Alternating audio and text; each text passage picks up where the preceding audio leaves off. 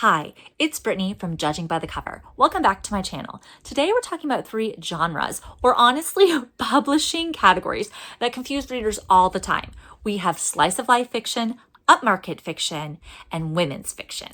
Now, if you're new to my channel, I post new videos every Monday and Saturday. If you haven't already, definitely like and subscribe. And if you hit that little notification bell, you can be notified anytime I post new bookish content. You can also follow me on Instagram or TikTok, which are links in the description below. So I think a lot of people are confused by these genres because they don't always have obvious plots the way that fantasy, thrillers, or romance do. Like, you can usually explain fantasy by saying magic, dragons, but slice of life, women's fiction, upmarket fiction, people hear those terms and usually go, okay, but what's actually happening? And the truth is that sometimes not much happens at all, but emotionally, everything is happening.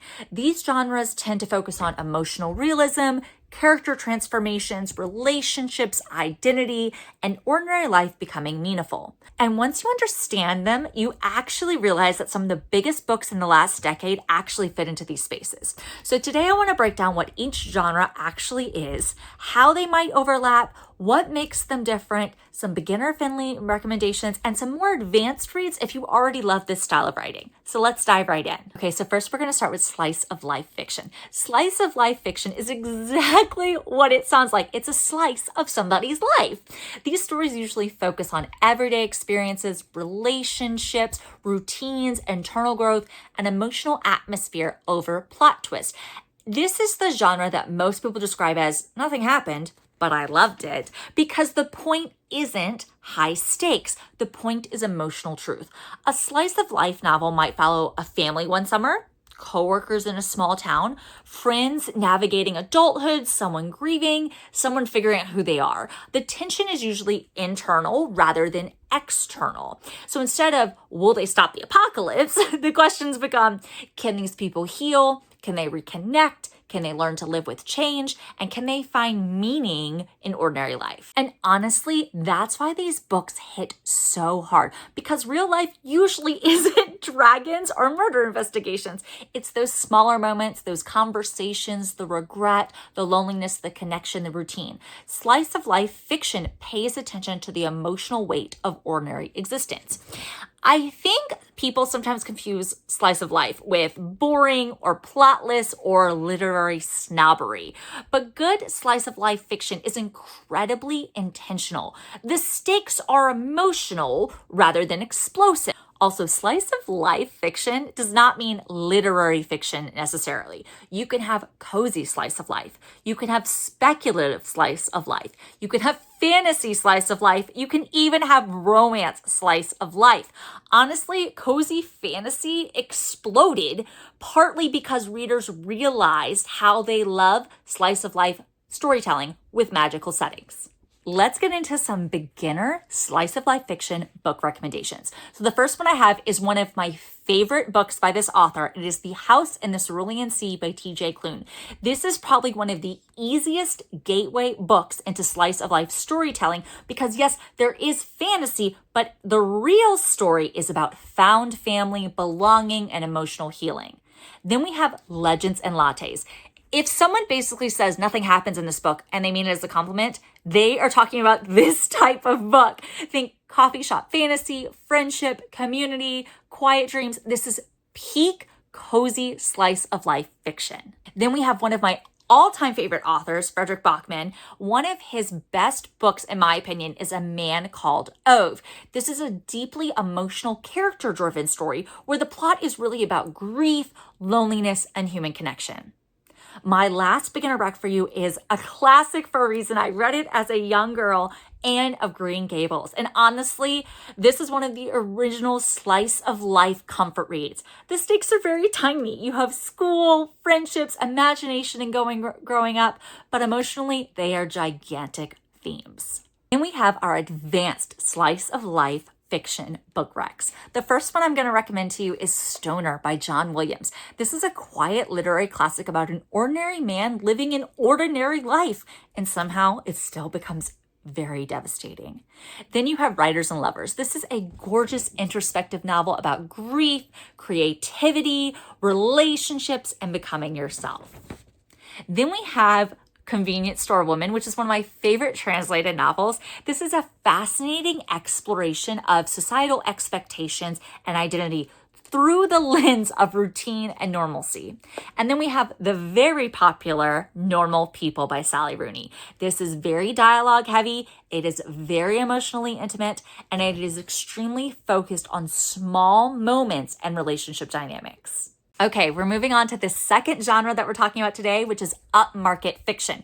This is the publishing category that people struggle with the most because upmarket fiction is basically the middle ground between literary fiction and commercial fiction. The easiest way to think about this is that commercial fiction prioritizes a plot. Literary fiction prioritizes prose and character depth. Upmarket fiction tries to do both. These books are going to be accessible, emotionally layered, discussion worthy, but still very readable and engaging. This is why people most often call upmarket fiction book club fiction. It's mainly because these books have strong hooks, compelling pacing, emotional depth, and themes that people want to discuss afterward. Upmarket fiction often tackles identity, grief, morality, family dynamics, social issues, ambition, and relationships, but it does it in a way that still feels propulsive.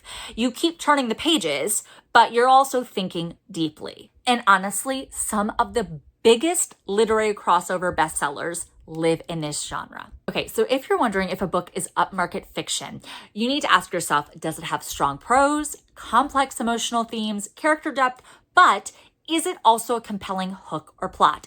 That's usually the sweet spot. A thriller with literary writing could be upmarket. A family drama with gorgeous prose and strong pacing, probably upmarket. A historical novel with emotional complexity and mainstream appeal, also likely upmarket. Let's get into our beginner book recommendations for upmarket fiction. The first one is one of my favorite audiobooks of all time. It is going to be Daisy Jones and the Six by Taylor Jenkins Reid. This is such a good gateway into upmarket fiction because it's highly readable while still exploring fame, addiction, identity, and performance.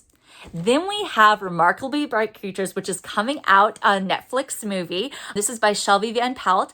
This is commercially accessible, but emotionally rich and character-driven. This is exactly the kind of book that book clubs obsess over. Then we have another book by Taylor Jenkins Reid, who I really do love as an author, and it's The Seven Husbands of Evelyn Hugo. This is a perfect example of a novel balancing readability with layered themes about sexuality, ambition, identity, and image. And then finally, we have Little Fires Everywhere. This is family drama meets social commentary with accessible prose and very strong pacing. Okay, so if you're looking for some advanced book recs in the upmarket fiction genre, first one I have for you is The Goldfinch by Donna Tartt. This is a dense book. It is immersive. It is literary leaning upmarket fiction with emotional and philosophical depth. Then you have Tomorrow and Tomorrow and Tomorrow by Gabriella Zevin. This is one of the most classic modern examples of upmarket fiction. You have accessible storytelling with huge emotional and thematic resonance. And then this movie also just came out. I'm going to recommend Hamnet by Maggie O'Farrell. This is historical fiction with literary prose and emotional intensity. And then finally, we have Shark Heart by Emily Habeck. This is a surreal, speculative premise that is used to explore grief, love, and mortality. The last genre that we're going to talk about today is women's fiction. This one gets kind of messy because the term women's fiction in itself is very controversial. A lot of readers and authors dislike the term women's fiction because there really isn't an equivalent category for men.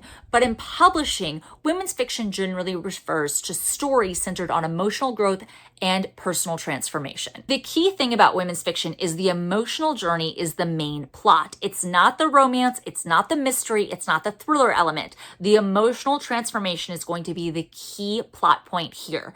These stories often explore marriage, motherhood, friendship, grief, identity, reinvention, aging, career shifts, and family relationships. And while romance can definitely play a part in women's fiction, the romance is not the primary engine of the story. That's one of the biggest differences between women's fiction and romance. In romance, the relationship is the central plot, whereas in women's fiction, the protagonist's emotional journey and evolution is the central plot. So I personally think this genre resonates so much with readers because it validates emotional complexity. These books often ask, who am I now? Who do I want to be? What happens after disappointment? And what does fulfillment actually look like? And a lot of women's fiction is deeply tied to life transitions. So you have divorce, motherhood, empty nesting, career burnout, grief, and friendship changes, which is why these books can feel so personal. We're going to dive into some beginner book recs for women's fiction. My first one is The Midnight Library. Yes, this is a crossover genre, but at its core, it's all about regret, fulfillment, and emotional transformation. Then we have Evie Drake Starts Over by Linda Holmes. This is a wonderful example of emotional healing and self-reinvention. Then we have The People We Keep. This is a coming-of-age emotional themes of belonging and identity. And then finally, we have The Wedding People. This is a great modern example of emotionally layered women's fiction with humor and vulnerability. Advanced book recs for women's fiction. The first one is Writers and Lovers by Lily King. Again, we have a genre overlap, but this works beautifully as literary women's fiction. Then we have Olive Kitteridge by Elizabeth Stout. This is quiet, emotionally devastating, and deeply human. Third, we have Breasts and Eggs. This explores womanhood, autonomy, relationships, and identity with literary depth. And then finally, we have The Paper Palace by Miranda Cowley Heller.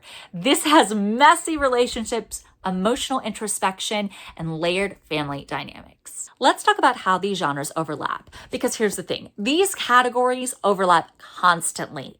A book can certainly be both slice of life fiction and women's fiction, upmarket and women's fiction, slice of life and literary fiction. You definitely get the idea, because publishing categories are messy, and that's okay. These labels exist mostly to help readers find books, bookstores shelve books, and publishers market books. But stories themselves are usually blurrier than the labels. I personally think that these genres are becoming more popular right now because readers are craving emotional intimacy. We're seeing a shift away from constant shock value and nonstop twists to stories that feel human. Stories about connection, identity, loneliness, healing, ordinary life, and honestly, some of the quietest books leave the biggest emotional impact. So if you've ever read a book where nothing happened, but you couldn't stop thinking about it afterward, you've probably already loved slice of life fiction, upmarket fiction, or women's fiction. If you want even more genre deep dives like this one, don't forget to like and subscribe.